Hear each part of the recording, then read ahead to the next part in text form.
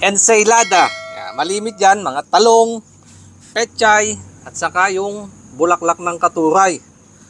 At ngayon nga, gagawa natin ng bagong mukha ang nakasanayan nating ensaylada. Yan.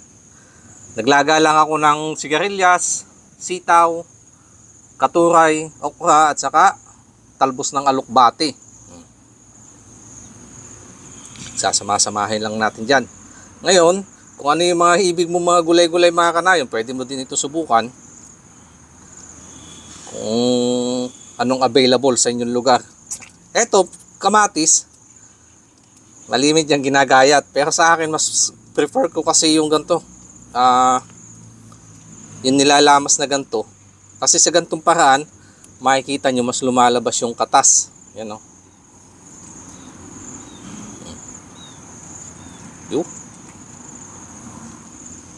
Ito yung bagong mukha ng ensaylada. At pag ensaylada, dapat may suka, pero mas gagamitan ko ng calamansi or lime. Pandagdag asim dun sa kamatis. At ito pag nag-ensaylada, huwag kakalimutan luya. Ito yung pinaka the best dyan para magkaroon siya ng bango. Uy! Wala pa yung pag-uong. Nandito ko na. Okay. At sibuyas, spring onion, at saka yung lasuna. Tawagin sa amin sa Ilocano. Yan. Tatabi ko nga muna to. Paminta. Yung iba nilalagyan pa nila ng gata. Ibang pa naman yon. Ibang timpla naman ng ensaylada yon. Ito yung bagoong. Ulitin ko po itong ginagamit kong ito ay hindi gano'ng maalat kasi ito yung ginagamit nila sa kanilang sumtam or vegetable salad dito sa Thailand. Okay? Paparisan ko lang ng dilis. Yan. Ito yung aking ensaylada. Ngayon bago ko haluin, tatas ko muna para may pang thumbnail.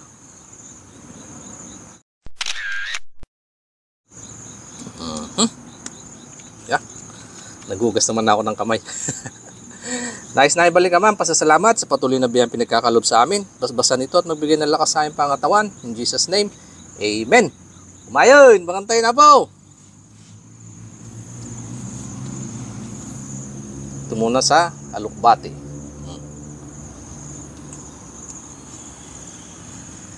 Ensaylada.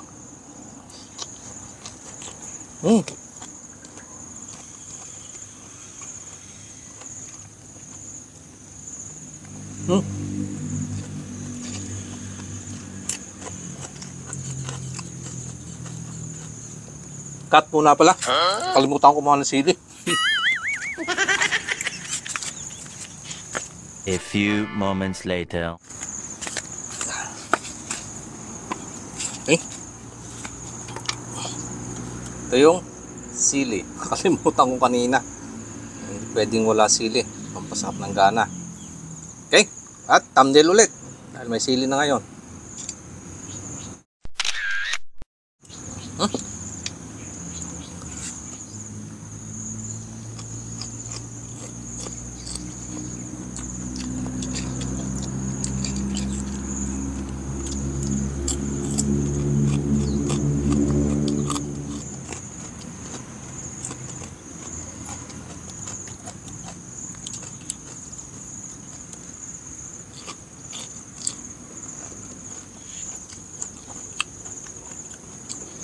Lalo.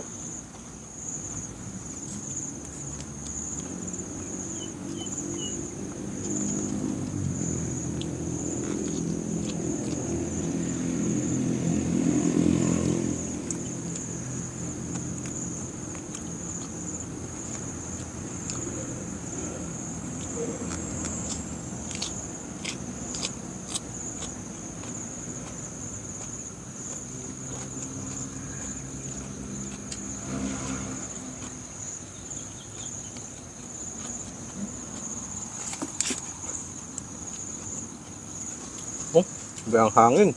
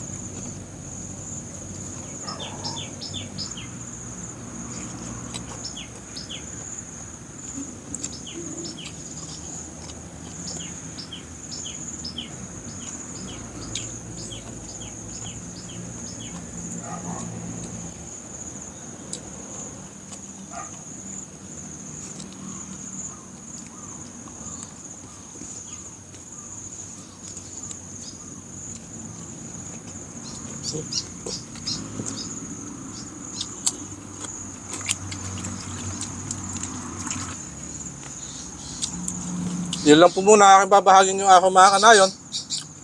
Maraming salamat po sa pagsama sa amin. Cheers and God bless.